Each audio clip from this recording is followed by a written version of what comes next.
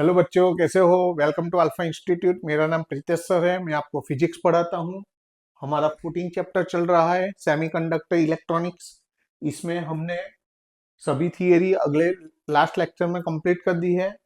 आज हम सभी एग्जांपल और एक्सरसाइज के जो क्वेश्चन है वो आज लेने वाले हैं। ओके, सबसे पहले तो आपको सब्सक्राइब करना है। अगर आपने सब्सक्राइब कर दिया है तो ये वीडियो आपको आपके फ्रेंड सर्कल में भेजना है और उनको भी सब्सक्राइब करने के लिए बोलना है। दूसरी इंपॉर्टेंट बात, ये जो भी मेरी हैंड रिटन नोट्स है वो आपको लिखने की जरूरत नहीं है, वो डिस्क्रिप्शन बॉक्स में रखी हुई है, तो वहां से आप ले सकते हो। ओके, अगर आपने आगे के वीडियो नहीं देखे हैं तो वो भी मैंने प्लेलिस्ट में रखे हुए हैं, वहां से भी आप देख सकते हो। ओके, और सबसे इंपॉर्टेंट बात, अगर आपको वीडियो पसंद आए तो लाइक और कमेंट जरूर जरूर जरूर करना। ओके, चलो आज पहला एग्जांपल है 14.1। कार्बन, सिलिकॉन और जर्मेनियम सेम है लेटिस स्ट्रक्चर। सबको सेम लेटिस स्ट्रक्चर है, क्यों? मैं रीजन कहूं। कार्बन का, कार्बन यानी 2,4, उसका इलेक्ट्रॉनिक कॉन्फ़िगरेशन। ओके, कार्बन के लिए देखो, कार्बन के लिए 2,4।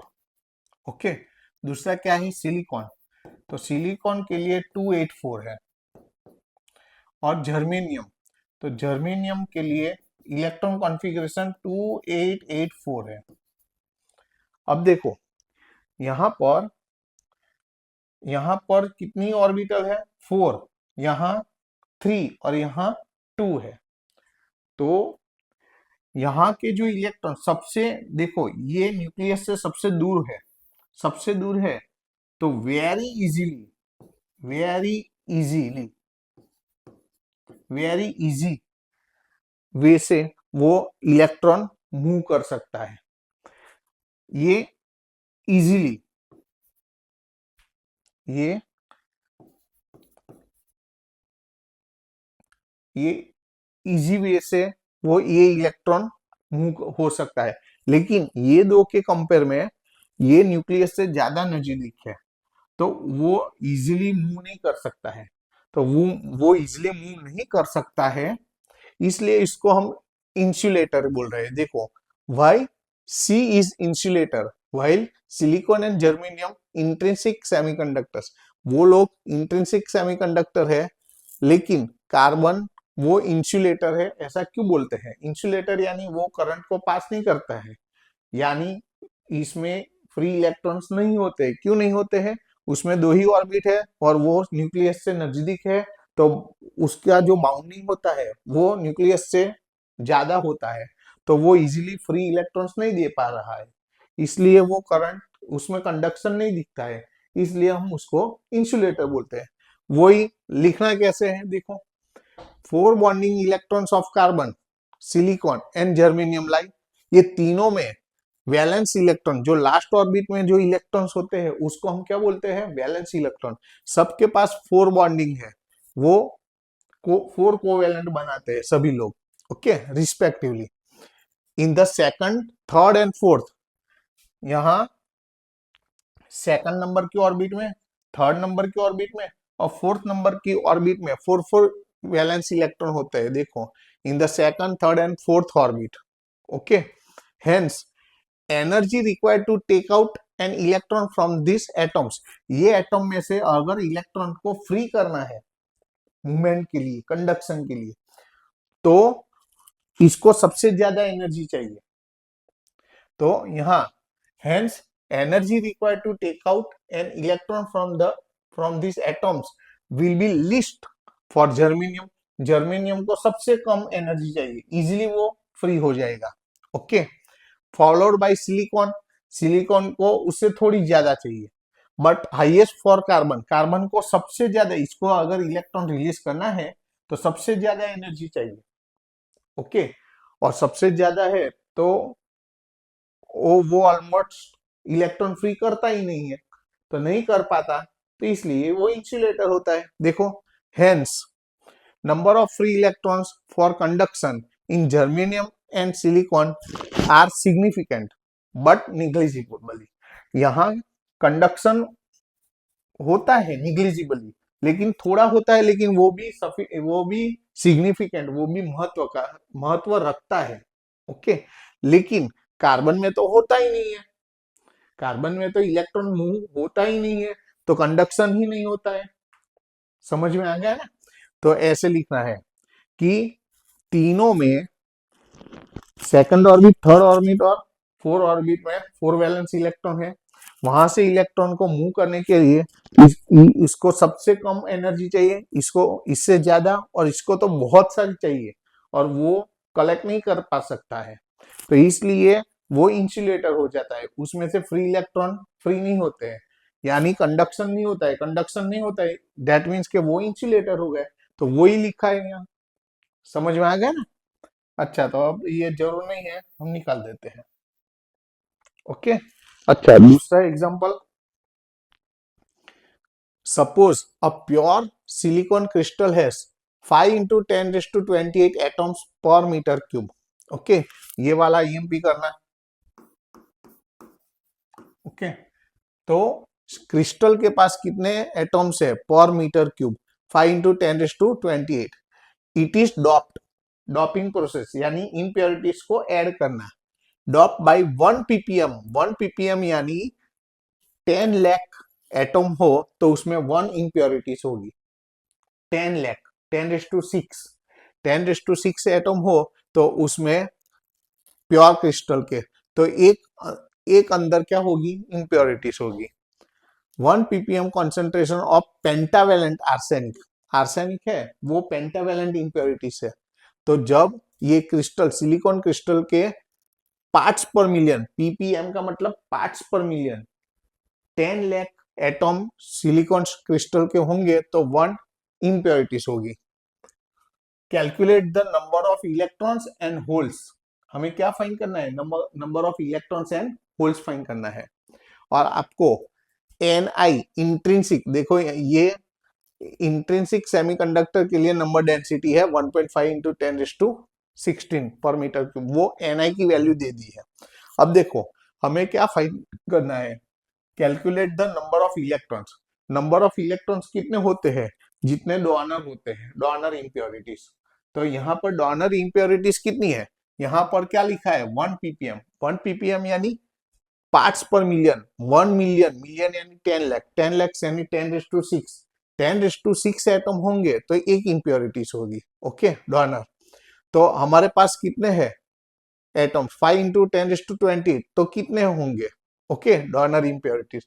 तो हमें इससे डोनर इम्प्योरिटीज मिलेगी और उतने ही नंबर ऑफ इलेक्ट्रॉन्स होंगे। तो ये दोनों का मल्टीप्लीकेशन अपॉन में 10⁶, 6 को ऊपर ले जाओ तो 10⁻⁻6, 28 में इसमें 6 जाएगा तो 22, 5 इंटू 10⁻22, ये नंबर ऑफ इलेक्ट्रॉन हो गया। अब हमें क्या चाहिए, नंबर ऑफ होल्स भी चाहिए। तो हमारे पास ये फॉर्मूला है ni² is equal to n into NH। Okay, तो पहले तो ये फॉर्मूला है, ये आपको याद रखनी है। ओके, फॉर्मूला सबसे पहले याद होनी चाहिए। ओके,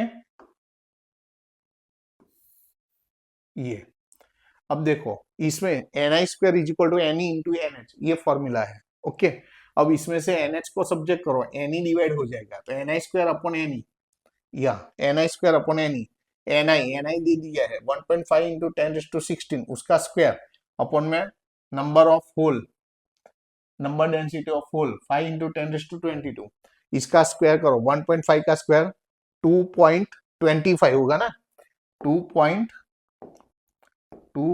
यहाँ पर 25 है, 2.25 इंटू, और यहाँ इसका square power raise to power multiplication of 2 power 16 2 जा 32 अपन में, तो ये है। अब देखो 32 में से 20, ये 22 गया, ऊपर रहे 10⁻10। ओके, और 2.25 डिवाइड बाई 5 करो और स्टैंडर्ड डेसिमल फॉर्म में लिखो। स्टैंडर्ड डेसिमल फॉर्म यानी एक नंबर के बाद पॉइंट आना चाहिए। ओके, तो ये आंसर आ जाएगा आपका। कैल्सी का यूज करना है 4.5 इंटू 10⁻9 पर मीटर क्यूब। ओके, ये मैंने आईएमपी बोला है। ओके, 14.3 थियरिकल बेस है। Can we take one slab of p type semiconductor and physically join it to another n-type semiconductor to get pn junction. pn junction बनाने के लिए हम क्या n टाइप सेमीकंडक्टर और p टाइप सेमीकंडक्टर को physically join कर सकते हैं? तो आंसर है नो। क्यों नहीं? फिजिकली ज्वाइन क्यों नहीं होते हैं? No, any slab however flat, हम कोई भी स्लैब ले, ऊपर से हमें भले ही उसकी सरफेस एकदम स्मूथ लगती हो लेकिन होती नहीं है। Okay, will have roughness much, वहां पर बहुत सारी रफनेस होती है। जब आप माइक्रोस्कोप में देखोगे तो पता चलेगा, ऐसे नेकेड आई से तो हमें कोई भी खड्डा नहीं दिखता है, उसके ऊपर स्मूथ सरफेस लगती है, लेकिन हम माइक्रोस्कोप से देखेंगे तो पता चलेगा कि कितनी रफ सरफेस है उसके ऊपर। Larger than the inter atomic crystal spacing, उसमें इंटरमोलेक्यूलर यानी एक मोलेक्यूल और दूसरे मोलेक्यूल के बीच में जो गैप होती है वो कितनी होती है? 2 to 3 एंगस्ट्रॉम जितनी होती है। And hence continuous constant at a atomic level will not be possible. तो कोई भी सरफेस हमें दिखने में भले स्मूथ लगती हो लेकिन इतनी परफेक्ट स्मूथ होती नहीं है। सो द परफेक्ट स्मूथ नहीं होती है तो उसका जो कॉम्बिनेशन प्रॉपर होना चाहिए वो होता नहीं है। So the junction will behave as a discontinuity for the following charge carriers, यानी पीएन जंक्शन के लिए हम पी टाइप और एन टाइप के सेमीकंडक्टर को हम फिजिकली ज्वाइन नहीं कर सकते क्योंकि उसकी जो स्मूथ सरफेस दिखती है लेकिन होती नहीं है। ओके, और स्मूथ सरफेस नहीं होती है तो वो फिजिकल प्रॉपरली ज्वाइन नहीं हो पाते। ओके, तो ऐसे ही आंसर लिखना है। अब देखो ये भी आईएमपी, इसको भी मैं आईएमपी बोलता हूं। इसमें क्या है? V versus I, voltage versus current, ये करंट है, ये वोल्टेज है। Characteristics of the silicon diode is shown in figure, यहां पर एक फिगर दे दिया है, ग्राफ दे दिया है। Calculate resistance of the diode. Number A, आपको आईडी कितना दिया है? 15 मिली एम्पियर, और वीडी कितना दिया है? -10 वोल्ट। ओके, तो यहां पर आपको क्या फाइंड करना है इन शॉर्ट? तो यहां पर क्या फाइंड करना है? कैलकुलेट द रेजिस्टेंस, हमें रेजिस्टेंस फाइंड करना है। यहां देखो, हम थियरी में पढ़ चुके हैं, सडनली करंट इंक्रीज होता है तो फॉरवर्ड बायस होता है, डिक्रीज होता है तो रिवर्स बायस होता है। ओके, तो देखो फॉरवर्ड बायस के लिए रेजिस्टेंस और रिवर्स बायस के लिए रेजिस्टेंस फाइंड करना है, और उसकी फॉर्मूला क्या है? तो delta v upon delta I, R is equal to v upon I according to Ohm's law, हमें पता है। अब डेल्टा वी, तो डेल्टा वी कितना होगा? अब देखो वी यानी ये लाइन, ये डिफरेंस कितना है? ये 0.7 है और ये 0.8 है, तो 0.1 हुआ डिफरेंस, डेल्टा वी यानी 0.1। और डेल्टा आई ये डिफरेंस कितना है? 20 और 10, तो डिफरेंस कितना हुआ? 20 में से 10 निकालो, 10, तो 10, लेकिन क्या है? मिली एम्पियर में, 10 मिली एम्पियर। तो डेल्टा आई यानी ये डिफरेंस और डेल्टा वी यानी ये डिफरेंस, लेकिन ये जो डिफरेंस है मिली एम्पियर में, 20 मिली एम्पियर में से 10 मिली एम्पियर माइनस करो तो 10 मिली एम्पियर, और ये 0.1, 0.8 में से 0.7 निकालो तो 0.1 वोल्ट। अब मिली है, मिली को निकालना है तो 10⁻³ अभी क्या करते हैं? 0.1 है ना, तो पॉइंट निकालू तो नीचे 10, ऑलरेडी नीचे 10 है और 10⁻³ ऊपर गया, 10⁻³ ऊपर है यानी 1000 डिवाइड बाई 100, तो 10 ओम। पहला का आंसर आ गया। दूसरा का आंसर रिवर्स बायस के लिए रेजिस्टेंस, रिवर्स बायस के लिए रेजिस्टेंस फॉर्मूला तो वही डेल्टा वी अपॉन डेल्टा आई। अब देखो यहां पर डेल्टा वी तो वही है, ओके, लेकिन डेल्टा आई, अब देखो यहां, अब देखो, हाँ यहाँ नहीं, ये फॉरवर्ड बायस के लिए हुआ। रिवर्स बायस में 10 यहां से लेना है, डेल्टा वी यानी 0 से -10 यानी 10 का डिफरेंस। ओके, और डेल्टा ई यानी इतना, तो इतना यानी कितना है? 1 माइक्रो एम्पियर। फिर से यहां क्या लिया? ये डेल्टा वी और ये डेल्टा ई, डेल्टा वी यानी 0.1 और डेल्टा आई यानी 10 मिली एम्पियर। समझ आ गया? ये दोनों हुआ। अब रिवर्स बायस के लिए हमें ये वोल्ट डेल्टा वी यानी 10 वोल्ट, डेल्टा वी यानी 10 वोल्ट और डेल्टा ई यानी 1 माइक्रो एम्पियर। माइक्रो यानी 10⁻⁻6, -6 को ऊपर ले जाओ, +6, 10⁻+6 और 10⁻7 ओम हो गया। तो ये भी इंपॉर्टेंट है। 4 एग्जाम्पल है। एक्सरसाइज में तो ऐसे कोई एग्जाम्पल काउंटिंग वाले तो है नहीं, तो सबसे इजी चैप्टर है। अब देखो एक्सरसाइज में एमसीक्यू है। यहाँ पर n type silicon, in n type silicon which of the following statement is true. इसमें से एन टाइप के लिए कौन सा ट्रू है। अब देखो एन टाइप यानी नेगेटिव यानी इलेक्ट्रॉन ज्यादा होंगे, ज्यादा यानी मेजोरिटी चार्ज कैरियर इलेक्ट्रॉन और माइनॉरिटी होल्स। अब देखो मेजोरिटी इलेक्ट्रॉन्स और माइनॉरिटी होल्स, तो कौन सा होगा। देखो होल्स आर माइनॉरिटी। और एन टाइप कब बनेगा, जब आप पेंटावेलेंट एटॉम से यानी 5 इलेक्ट्रॉन से 4 कोवेलेंट बॉन्ड में यूज हो जाएंगे, एक एक्स्ट्रा क्रिस्टल को मिलता जाएगा, तो धीरे धीरे इलेक्ट्रॉन बढ़ता जाएगा, तो नेगेटिव चार्ज।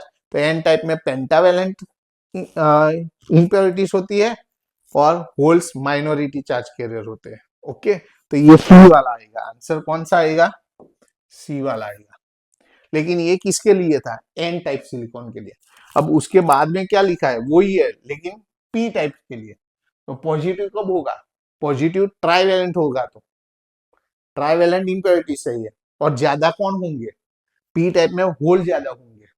ओके, तो होल मेजोरिटी, देखो ये होल मेजोरिटी और ट्राइवेलेंट एटम्स, तो उसका इसका आंसर ये हो गया। इसका आंसर ये वाला डी। ओके, दोनों का ऑप्शन सेम ही है, लेकिन इसके लिए कौन सा ऑप्शन, तो सी। और इसके लिए पी टाइप के लिए कौन सा ऑप्शन है, डी। ये इसके लिए है। समझ आ गया।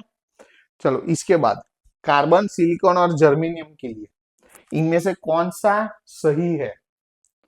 तो अब देखो इसमें से कार्बन इंसुलेटर है, तो सबसे ज्यादा एनर्जी गैप वो कार्बन में होगी। तो कार्बन में एनर्जी गैप, देखो एनर्जी गैप कार्बन की सबसे ज्यादा है।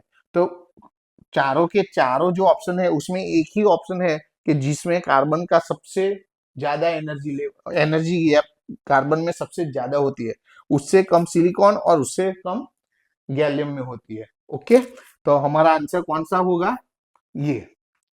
ओके, ये भी आईएमपी, ये एग्जाम में आ सकता है, मेरे तरफ से ये तैयार रखना।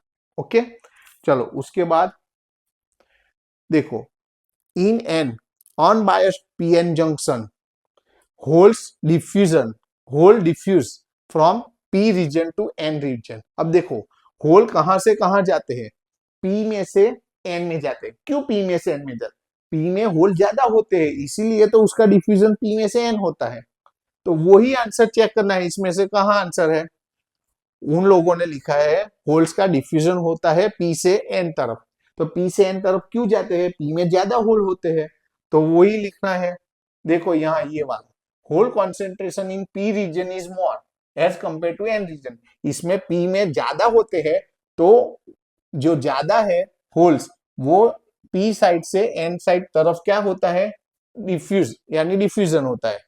तो आंसर कौन सा होगा हमारा, सी। यहाँ फॉरवर्ड बायस है, फॉरवर्ड बायस के लिए इनमें से कौन सा ट्री होगा, फॉरवर्ड बायस में करंट ज्यादा बहता है कंपेयर टू रिवर्स बायस।